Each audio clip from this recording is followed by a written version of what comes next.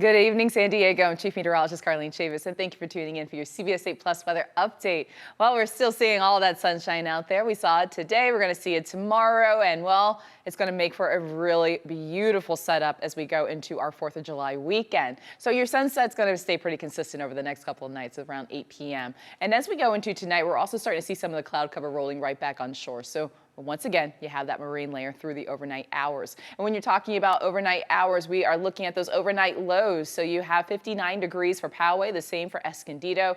Also the 60s right there along the North County coastline. All the people are going to get there nice and early tomorrow. Stake your claim right there at the beach. Just keep in mind that you'll have those 60s at least to start off the day. Then as the day progresses, you're talking about 70s right along the North County coastline. So for the 4th of July, it is looking pretty good, pretty consistent as well. The temperatures you felt today, you're going to feel tomorrow, except for in Ramona as well as for Campo, bumping up those temperatures just a little bit more. We've had 80s over the past couple of days. You're talking about low 90s coming back for daytime highs. Also looking at those widespread 80s east of the 15, as well as for Fallbrook. 85 degrees for Escondido, also at 82 degrees for La Mesa. You have 84 degrees. That's going to be for Julian, 105 for Borrego Springs, and 74 degrees for downtown. So for tomorrow, for the 4th of July, we are looking at a temperature of around 73, 74, and that's going to be for downtown. Some light winds out of the west, about 5 to 10 miles per hour. Morning cloud cover, afternoon sunshine, and then we gear up for our sunset time. That's going to be at 8 p.m.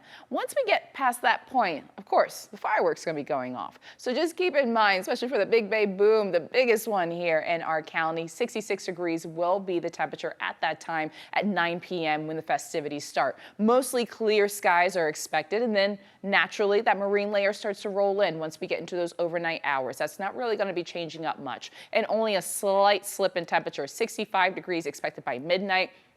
As mentioned, cloud cover is going to be rolling right back in again, starting off Saturday morning with a little bit of haze, and then we get right back to that afternoon sunshine. If you're going to be out there at the beach, just something to keep in mind. A beach hazard statement went into effect at 11 a.m. this morning. It just happens to coincide with the holiday weekend, but I just want to stress, please use caution. Firefighters, as well as talking about lifeguards, are going to be on full patrol. Also the police. We are looking at a really active weekend when it does come to the 4th of July. Lots of people come into town, but then once people get to the beach, that's when they really have to use caution, especially when you're talking about the surf up to about 4 to 6 feet. We have people who are going to be coming into town who are also not skilled swimmers. So if you have friends and family that fall into that category, please use caution. Strong rip currents will be present right along our coastline. So we are talking about this all the way through about Saturday night. That's when that beach hazard statement will expire at 11 p.m. And so conditions out there are not favorable for people who are not skilled swimmers. And if you fall into that category yourself, you're advised to hang back at least through Saturday. It's always best to swim near lifeguards. And if you do get caught in a rip current, do not panic. Make sure that you swim parallel to shore to help get yourself out of it. When we look at the setup in the atmosphere, you've had this area of high pressure sitting just towards the east of us. It's been bringing a lot of heat, especially with some heat alerts that have been going into effect. Even for tonight, we have one for Minnesota because factoring in humidity, it's going to feel like 104. Now, we also have a series of low pressure systems that have been sweeping by. Our temperatures have actually been pretty mild overall. Now, we are talking about a warm up over the weekend as we have this ridge of high pressure starts to build in from the south. As a result, you're seeing that air mass change over us. And so that's going to lead to countywide warm up with our temperatures, even talking about the coast. That area of high pressure hangs around, and that's at least going into Sunday. You also have this area of low pressure that's going to be right offshore. And so it's not going to make a major difference in our forecast, maybe a minor slip in some areas, but then that high pressure system really takes over, and that's going to be by next week. So this low, not strong enough to keep that heat out as we hit next week. When we look at our temperatures for next week, that's when you're starting to see more of that heat. And we always say around here, July fry.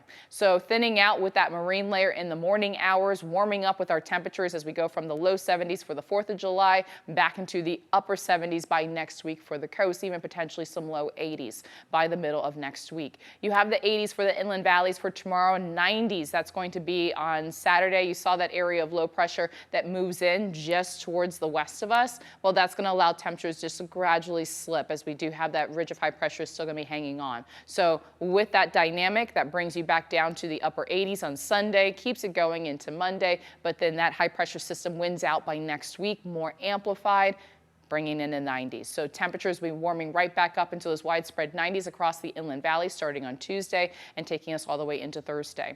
You have the 80s. That's all the way through Sunday for the mountains. You're back into widespread 90s for daytime highs starting on Monday and sticking around for much of next week. You also have 105 degrees for the desert. 107 is a seasonal high to kick off the weekend, and then you're back into the 1-teens by the middle of next week. It's still pretty far out from when this is going to happen with this warm up, but in the next few days, we could start to see some of those alerts going out by the National Weather Service relating to the heat, as some of these temperatures for some areas will be the hottest temperatures felt so far this year, especially when you're talking about the 1-teens that are going to be for the desert. So we could see those going out, and of course, we'll continue to keep you posted, but most likely it would start by the beginning of next week. I hope you have a great 4th of July. Please stay safe out there, and thanks for tuning in.